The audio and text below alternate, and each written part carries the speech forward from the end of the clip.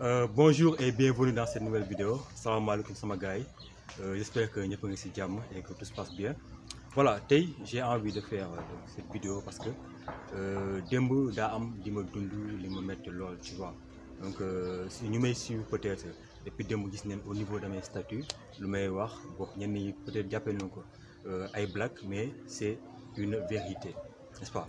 Voilà, hier comme j'ai l'habitude de le faire tous les soirs, donc c'est une routine là dans ma vie. Donc chaque soir may gën di doxantu takkoon naa masque, sama masque takk naa ko franchement, n'est-ce pas? Donc ni laa ko takkee. Pourquoi ma takkee ko nii génn? C'est juste que j'ai mes raisons. Donc dans mon soj temps yëpp, tu vois, j'arrive pas à respirer normalement, je respire par la bouche, grippe bi temps yi dafa xew, et je vais pas m'étouffer parce que voilà, il y a le port de masque, oui, j'ai respecté, c'est juste que yëkkatiwuma ko. Et si je meurs, le grand perdant dans tout ça, c'est moi, n'est-ce pas? Le côté parcelle 24 Marseille Dior, le gars maa ngi doon dem, c'est un policier habillé en civil. Ñu ngi ci dëkk bi habillé en civil pour jàpp nit ñi encaisser leen. Ouais, un policier donc qui fait son travail doit porter sa tenue correctement.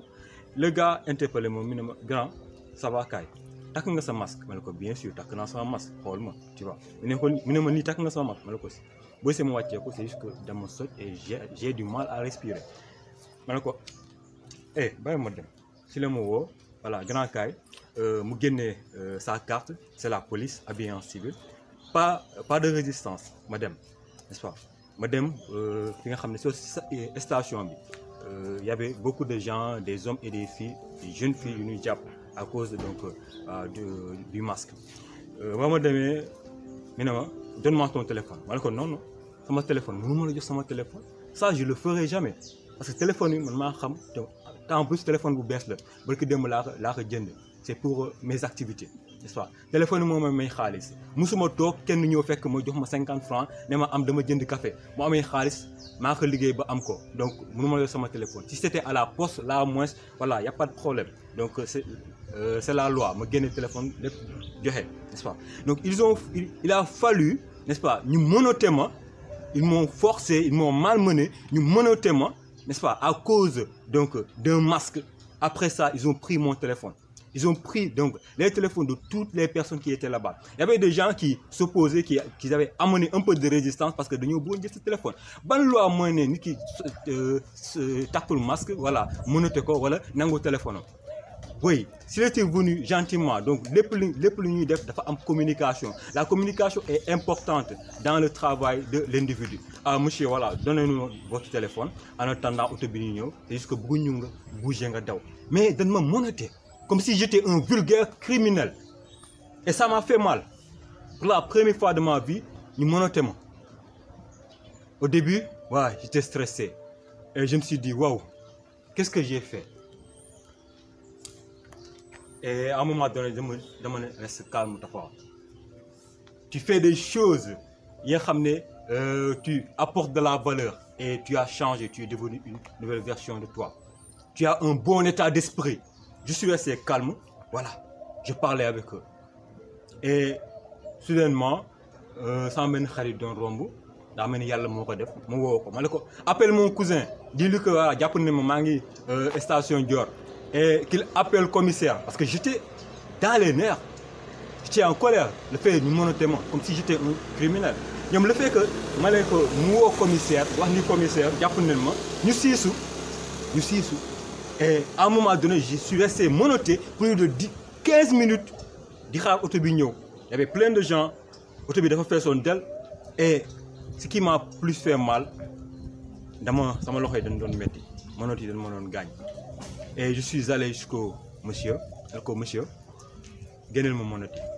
Sama poignet yi, oui, bien vrai que beaucoup de gens ne le savent pas, en 2004, j'ai eu un accident. Je suis tombé d'un arbre. Sama loxo yi, regardez, n'est-ce pas? Mes deux poignets dañoo damm carrément, fracture ouverte, n'est-ce pas? Donc j'ai des problèmes avec mes poignets et ça me faisait si mal. Le monsieur, quand je lui ai dit que voilà, j'ai mal, il ne m'a même pas regardé. Il ne m'a même pas regardé. Et je suis resté zen, calme. ñoom lu leen metti le fait que voilà je me suis j'ai un peu résisté parce que je vais pas donner un policier civil habillé en civil mon portable. Et après ça, voilà, on est devenus des ennemis. Auto bi ñëw ñu dem poste, tu vois. Y avait de l'intervention, y avait mon jeune frère Arfan militaire là, ñëw na parler avec eux, mais même ça, lolo. Donc eux ñoom, voilà, encaissement rek leen bëggoon, yóbbu à la poste, tu vois. Donc ñu dem poste commissaire, c'est un grand à moi, donc c'est un oncle, donc vu dans la famille, c'est mon oncle là, n'est-ce pas, mu woo commissaire bi. Et les gars, ils voulaient coûte que coûte me maintenir là-bas, dañ ma bëggoon tëj, je te jure, m'enfermer. Parce que j'ai dit non, je ne veux pas donner mon téléphone à un policier habillé en civil. Nous avons le droit, j'ai eu des échanges avec des personnes qui ont fait le droit. Ils m'ont dit, ils n'avaient pas le droit de te menotter. Comme si tu étais un vulgaire criminel. Et jusqu'à présent, la scène est en train de tourner dans ma tête.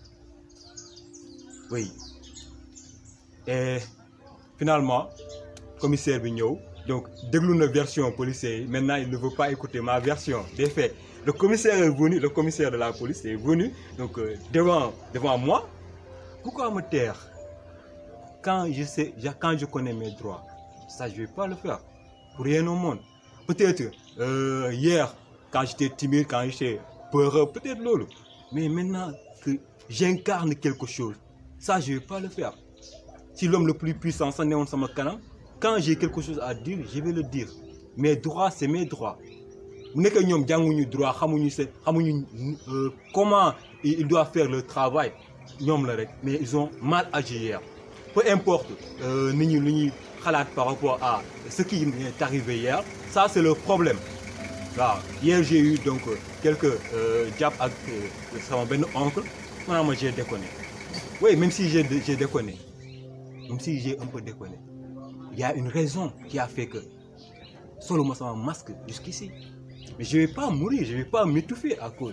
Donc, l'État, quand on prend une décision, donc il faut que je me suivi. Si on me suivi, les gens délaissent la chose. Il ne faut pas du jour au lendemain après la tabaski venir, donc dire aux gens portez vos masques. Hein?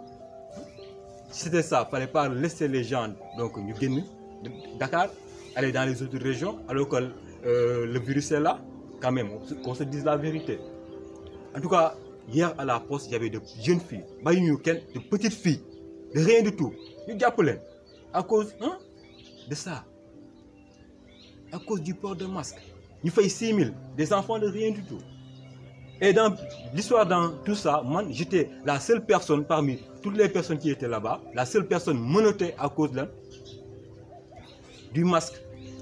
Si, peut-être, vous me sortez le masque là, moi, je n'avais pas de masque là, mais j'avais le masque comme ça. Comme ça. Et maintenant, la leçon à tirer ici, c'est quoi? J'étais dans des circonstances difficiles. J'ai à mon impossibilité, tu vois.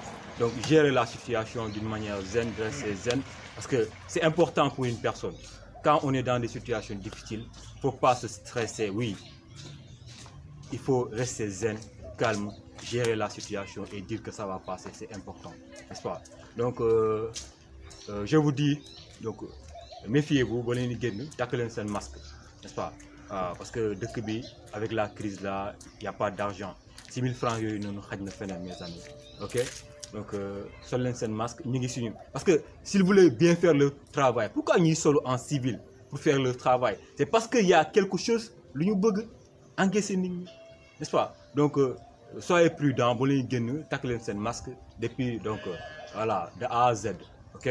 Voilà, donc, s'il y a des commentaires par rapport donc, à ça, des commentaires positifs, négatifs, peu importe. Dites ce que vous pensez donc, par rapport à cette vidéo et partagez la vidéo pour permettre à d'autres personnes de se